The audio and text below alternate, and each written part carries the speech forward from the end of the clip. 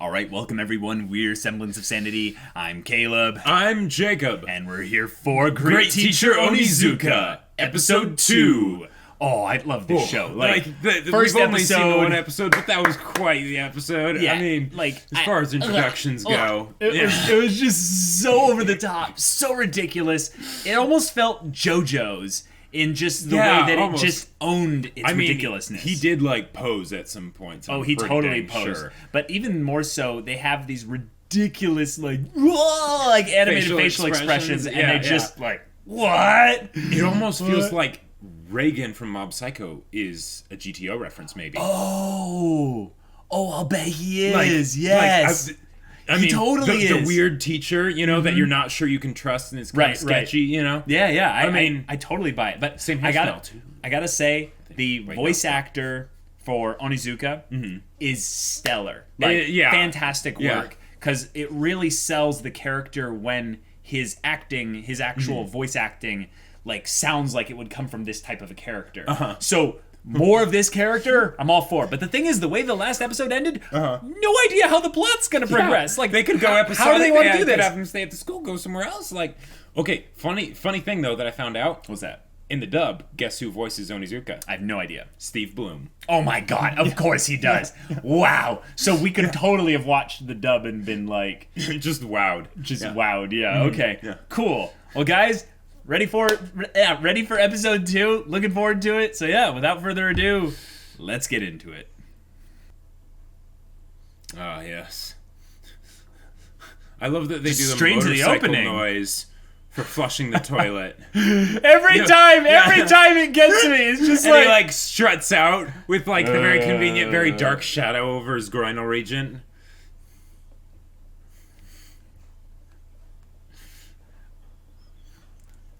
And the old school transitions and sliding primary colored letters and all that.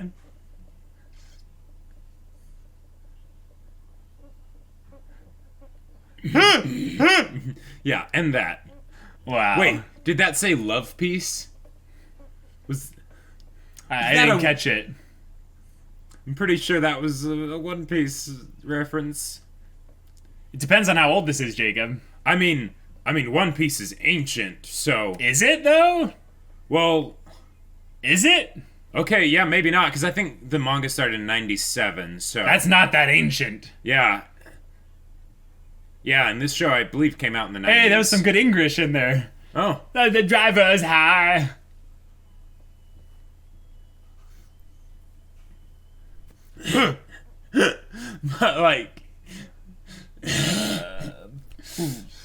I love the horse stance, though, just the... squat. He's for a proper Western, yeah. GTO. And all the noise on the background.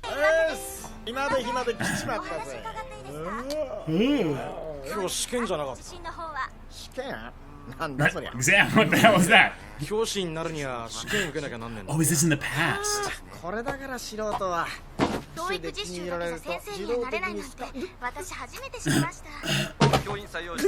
Oh, more than student teaching. Okay, so... That face! Oh my gosh! And it was so conveniently timed.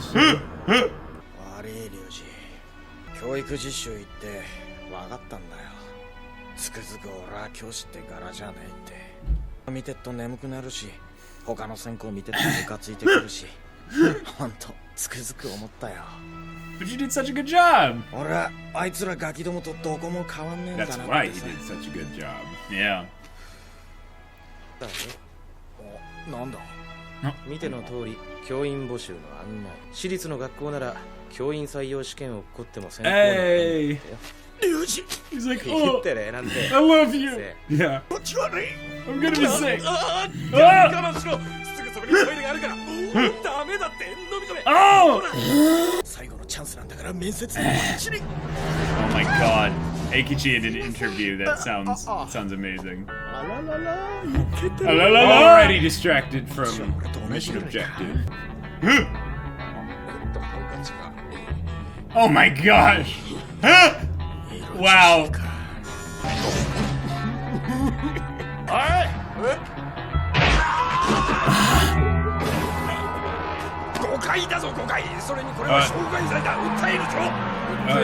Missing your bus. Wait. What if this is the guy that's going to be in the interview? Like, oh, I think you caught onto it. because they both got off at the same spot potentially. Whoa, she just came out from behind him. What the heck?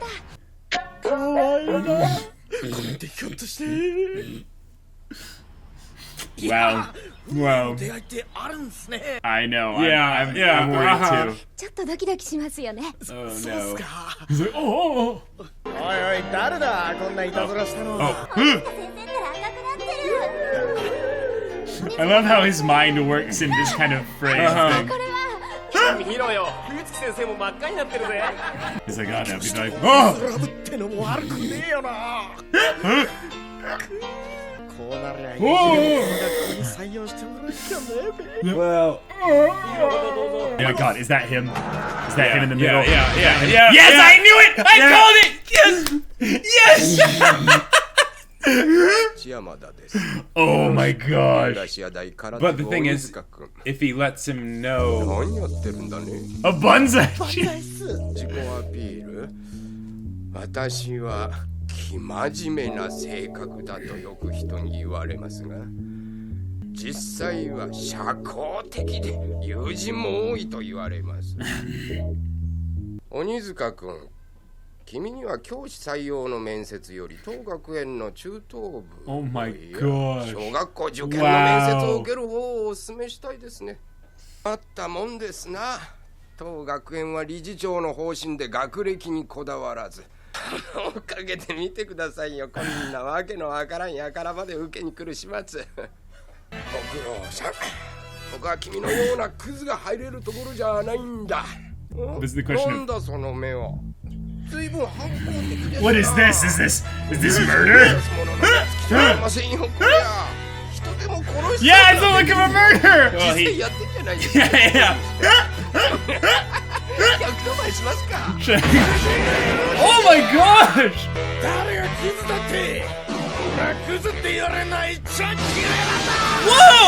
Whoa! Oh, okay.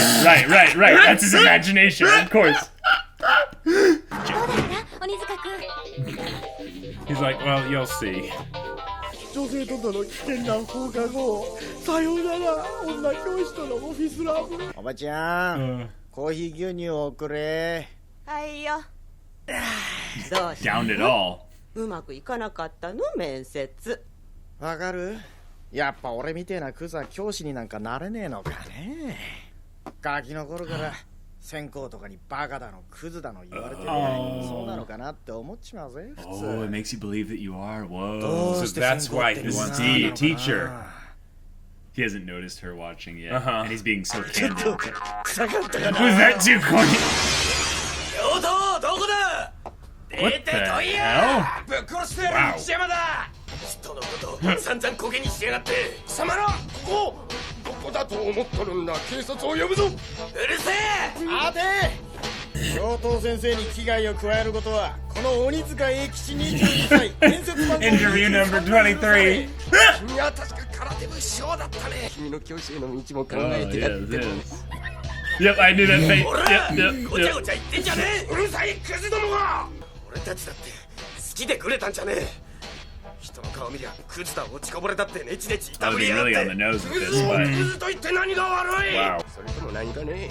お前たちがグレたのは私の責任だとでも言うのか。冗談もほどほどにしたまえ。所詮お前たちは少年から腐りきった色のないクズなんだ。ほらパチンとしてほら。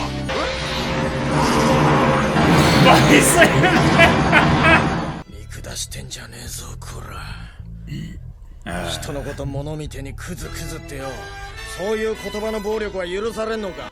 こんなもんが教育だってなら教師なんてこっちから願い下げだバカ野郎。おい行くぞ。もういいだろおめえらも。おい待ったわ君。 It's just like, yeah, you can come with me. Let's just get out of here. カシオ、お前本気でトラックの運転手になる気か。先生志望だったやつがよ。俺が教師なんて So this is the story about how he becomes great teacher Onizuka. And he's going to go through all these things that will not only teach him, but that he'll end up being in a place to where people respect him enough to receive teaching from him. Yeah. Like, hey, there's a cute girl, like, looking for you. Yeah. Like, oh! The truck suddenly swerves. Long distance truck driver. なんだ、ユージか。今さ、東北自動車道の秋田あたりを快調に飛ばしてるぜ。もうすぐ青森だよ。Okay, he's looking at the road, okay. いいんだよ、もう。これからは GDO グレートドライバー鬼塚目指して気合い。なんだ、諦めたのか。だったら仕方ねえな。どっちみち秋田じゃ無理だしな。なんかあったのか。Get ready for the.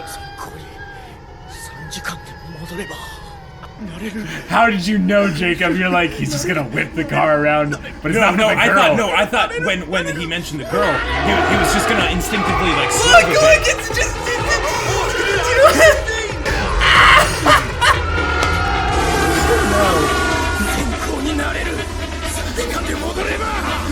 You're gonna need to ditch the payload, essentially. Go ditch your patrol car! Ditch the back! Ditch the back! It's slowing you down! Yeah, that truck's huge. There's no way you're stopping that thing. He went airborne for the second episode. This is amazing.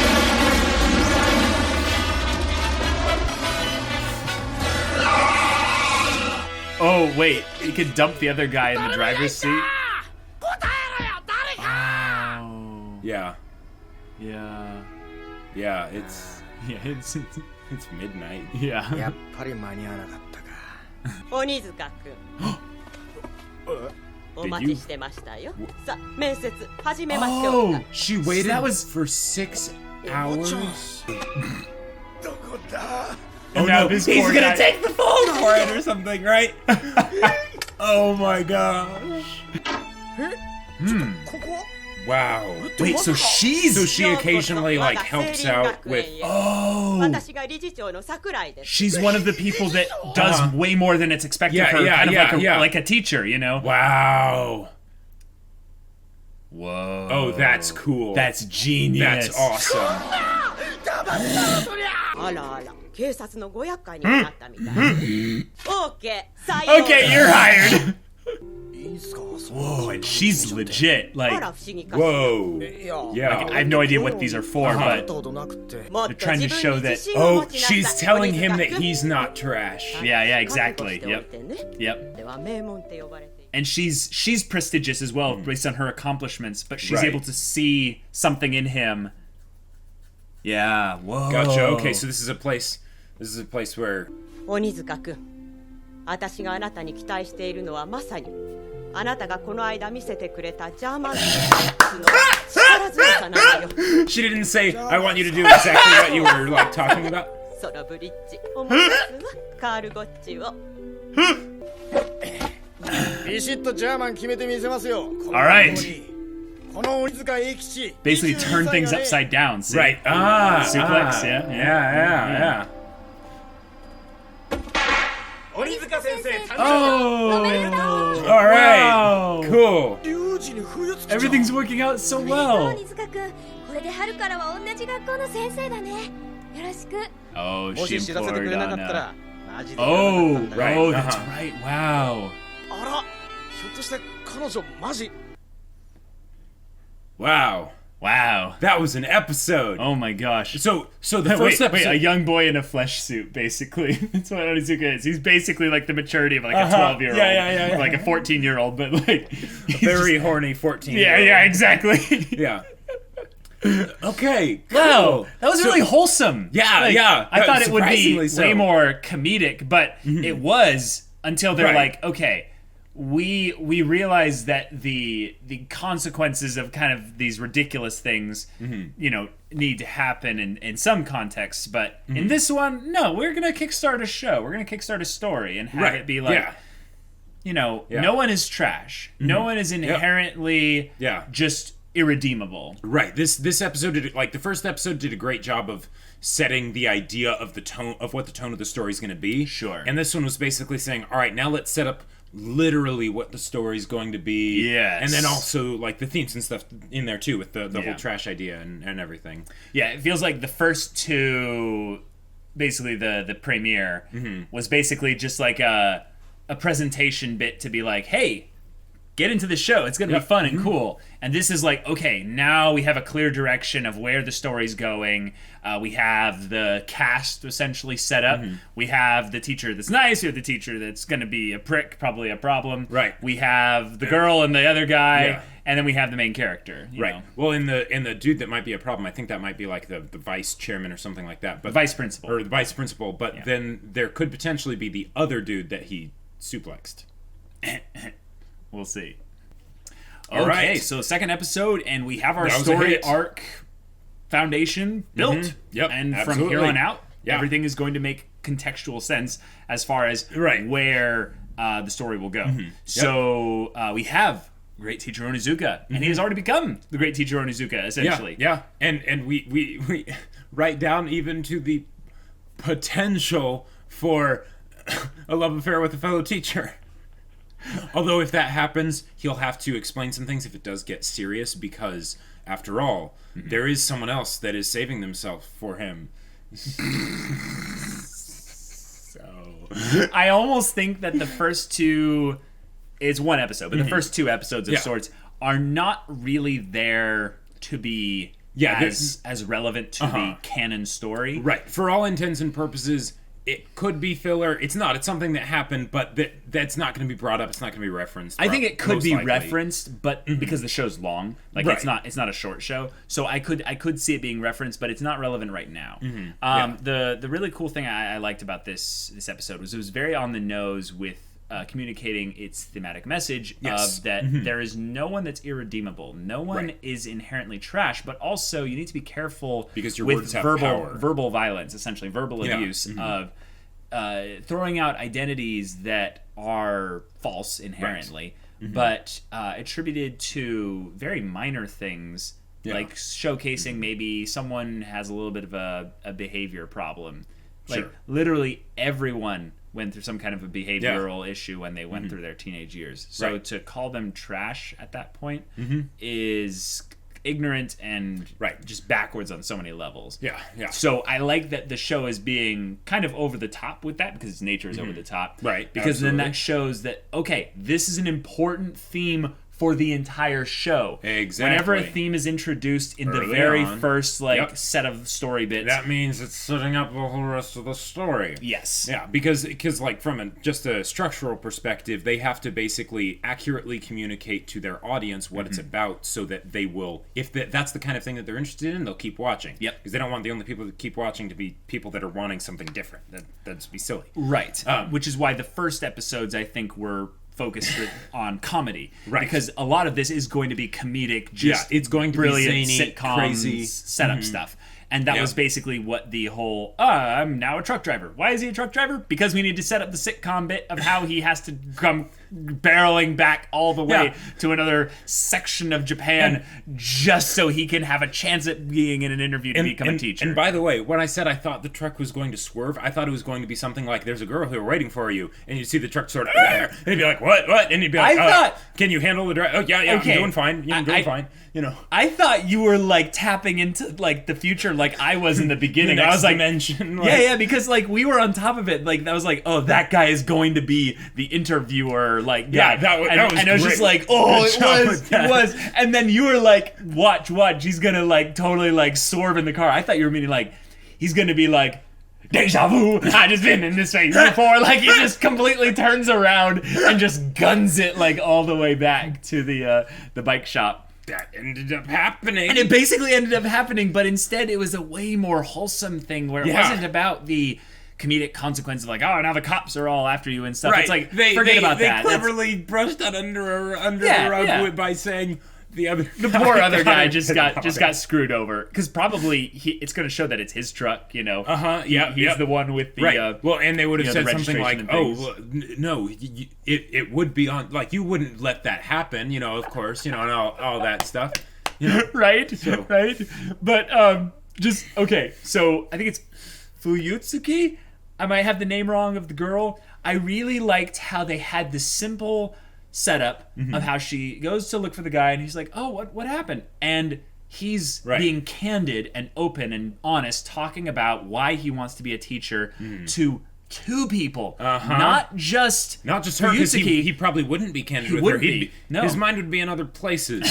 But the fact that the basically the head chairman or chairwoman of the school is just this casual like unassuming looking clerk, which is great because it also tells a lot about her character. Not just the fact that when Onizuka said that, she took note of him and was willing to offer him the job and all that stuff, but the fact that she does, the work like that too. Well, I think that's the thing. They've been getting on this theme about how it's kind of an awareness raising thing, is that guys, teachers are severely underpaid, overworked, underappreciated, and she's at a prestigious school. She's one of the highest offices within this prestigious school, and she does little things on the side to help. Probably not just for the interview thing, but probably because, keeping a finger on the pulse of things, of the thing that you're running. She lives this job. Exactly. It's probably not a thing where she can just turn off work. Right. It's her life. Yeah. So she obviously is very impassioned about the job. That's why she is actually taking the risk of hiring someone like Onizuka. Right. And she's got all the numerous awards that they nicely showed, so that when she says she's going to do something crazy, people are like, "Are you sure about this?" Well, but they can't deny her. But they can't deny her. No, no. It's like, so okay, I'm full on board with the direction the story's going to go, because I feel like the arc for Onizuka is not going to be about him changing his ways, or just the other direction where he changes everyone else. He probably will grow a lot as a result of teaching, because the person who learns most is the teacher. Right, but more so, it's going to be about him, I would say, recovering his identity, because in some ways he's been I don't think it's really like something as cut and dry as him saying, "I'm a victim, I was called trash and stuff," but it's something that he is impassioned about being a teacher that does things right, because he had a bad experience with teachers and stuff. And one of the things about that is that's a character that cares. That's a character that inherently has some... They're personally invested. Personal investment into, others. So not just because, oh, that's what, a good person should do. For them specifically. Yeah. If anything, you could even say he has kind of a chip on his shoulder about teachers. So he's just like, teachers of that type just trigger me. And he's like, I had to German suplex him. What else was I supposed to do? Well, and the fact that later she was like, I think that's exactly what we need. The perfect German suplex. Coming right up. Yeah. And I loved that they used the suplex as a literal thing. And then you think about it and you realize that he was taking something and flipping it upside down. Right. Well, basically, I think of it like an old couch. So when you have a couch it's worked, it's done its job, it's had years and years of use, but the thing is, stuff gets filled in between the cracks. It gets dusty. It gets kind of stinky and stuff. But you take it, you flip it upside down, you shake it up a bit. Sure. All that stuff falls out, and now you kind of have a brand new couch. Do you know one of the other things that I don't know. that could be could be looked into with that imagery? What's that? He's going to be the thing that will become the foundation for her to be able to take a rest. Oh yes, because she has been overworked. She's exhausted. She was mentioning how I haven't been able to handle everything. Keep up with it. I need help. Yeah, and she can't just keep adding more to the roster of the old system. She needs something that's going to change up the dynamic. And I think she trusts herself enough to be able to react when things go a little bit off. And what's great is that now this is the kind of setup where in another story, potentially even in this one, he's almost going to be like her enforcer. Now he's going to have he's going to form some great connections with the kids, because he still is one of them. He doesn't he's going to that class. He's great teacher Onizuka, and he's going to that class. But at the same time, he kind of doesn't see himself as a teacher. He didn't believe it when and she's like, "Wait, I'm actually a teacher. You're not trying to give me some other job. Some clerk job. Ha! It's a funny prank. Yes. Right. So he'll be able to actually reach them and connect with them. Yep. He'll be able to see, oh yeah, this guy, he's just another guy. I think, though, it's going to take a lot of work, because when she says that class, I think they're trying to contrast the class that's coming up with the class that they had previously, was full of delinquents. This class is going to be the most stuck up, the most haughty, the most, like, preppy, and just, I can't deal with trash like you. And that's going to be his, like, trigger. And he's just like... here's a way to think about it. How many kids are in the class? We don't know. But generally, they don't put it above 20. They generally keep it around 2 dozen or less. That's a good point. I was going to say, what if it was a class of 40, and then it's one... This is not a college. It's not a college. It's a private high school. So it's probably going to be pretty small. Like it's probably 20, but they could have even less. They could have less if they wanted to. Because people are probably paying a lot of money to go here. I could see it being around 16. I could see 16 being kind of the solid average number for a class. You have the 4x4. It seems kind of uniform. Sure. The main thing I'm curious about is that since this is a private school, a lot of private schools tend to segregate the boys and the girls. So is he going to be class? I don't know. Is this a co-ed class or not? Sure. We haven't if they had 2 classes, a guy's class and a girl's class, each with 20, but it's probably not. Well, what they could also do is they could have Fuyutsuki be one of the people that's handling the girls' class and stuff, and then sure. Onizuka, or she's just got a different like class that isn't full of kids that she might potentially need to be physically scared about. Maybe she gets a more advanced class as far as like technical learning ability and stuff, but they have the one that's had the highest teacher turnover rate. That's going to Onizuka. Exactly. On some level, let's think about this actually let's say that's probably the problem. That she's not really concerned about Onizuka's future at the school. Because if he fails and he just doesn't work, that would have probably happened to a regular teacher anyway. Yeah, but she's because of what she heard from him and all that stuff, she's like, this one actually has a chance. Right. He has that X factor that I'd be like, I'm willing to risk that. Well, and like the way that she said, mind if I sit? Like, there's the whole rest idea and all that. Yeah. But then there's also the fact that, like, she was basically testing his strength there. It was almost a little bit weird because I'm like, isn't that positionally wise where the bridge is? Isn't she sitting on his dick? Okay, whatever. Don't think about it. I mean, it doesn't matter. Don't worry, she's old. Probably nothing. Like, we'll give her a surprise there. But it's basically something where she was kind of testing that he's the real deal of what he presented himself as being. Yeah, which is interesting. He didn't really lie on his resume. No. One of the things that he did was he advertised actually more so who he was as a person, more so than who he would be as a teacher. Now, this is something that I find to be kind of curious, is that he thought that was a good idea.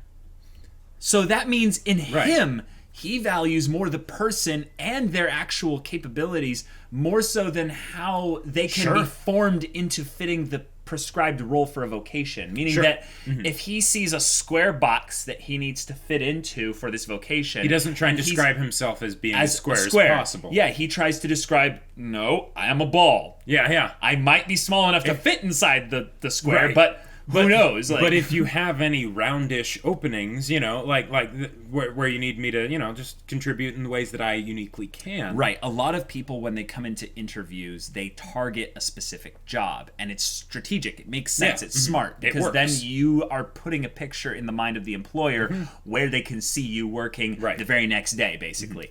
And with him, he does basically not that at all. Right, something that probably wouldn't work on anyone except her. Yeah, so it's like an alignment of destiny. Luck, fate, destiny, and all that. Didn't he say that too? Wasn't he like, or maybe that was earlier in something the episode. Something like that. Maybe. Yeah. But great episode. Stuff. Great kind of just launching point for an arc of a story for a character. Yep. I do think that it will probably be a little bit formulaic with the cast so far, but I'm really looking forward to meeting the kids in the class. That's where I think the deviations from the normalcy will be. Especially with how they keep it fresh episode to episode when there's over 40 episodes. And Unless I'm not worried about that at all. I'm thinking he's going to be in the one class. Yeah, I think he's totally going to be in the one class. But I think that the fact that you could have like as many as 16 kids, they could each have names, they could each have personalities. That's why this show might actually need to take that much time, because he's not going to be just the only one growing. It's going to be the individual characters in the school. Well, and that's one of the great things that they can do too. The idea that a kid is not just a one-stop shop. They're not just a prop to be in the one episode. True. The idea that even if they have their episode of focus of meaningful conversation with Onizuka and all that stuff, they still might need help with things later on. The whole idea with the kids that he taught for the class, in the first episode, right? Yeah, there are only like 4 focus characters. Yeah, there were only like 4 focus characters, and it was really the girl and the trio of delinquents, right? Yeah, exactly. So, and there, like, he was able to have his effect and help him and all that stuff, but they mentioned about how, like, the girl mentioned how there's still work to be done. Everything isn't over. It's not all wrapped up with a nice bow, and I feel comfortable moving forward into that. But since we're in this kind of situation, Onizuka can be right there along with them, helping in his own unique GTO way. And I'm excited. He could take the kids shooting. Like I just feel like this is one of those things where the kids are going to be like, my parents will sue you if you so much as touch me. So, like, oh my God, you better, like, shape up and be a better teacher. And he's like... he inhales like the entire oxygen in the room, just like this aura like resonates about him. He's just like, you're going to have the best time here, and we're just like, you can see him with like yandere eyes or something. I think that's the comedy that I really am looking forward to, is him just dealing with petulant children. Like they're going to be they're going to be budding, adults as as high schoolers and stuff, but they're going to be in the end, children. Whoa, language. But guys, it's a fun show. If you want to see the next episode of this show, go check out the link in the description below for our Patreon. You got an early access there. You can watch full-length reactions there. And all this comes with Discord access, so you can chat with us about stories or whatever. And if any of that interests you, we'll see you there. But until then, we're Semblance of Sanity. I'm Caleb. I'm Jacob. And we'll see you all next time.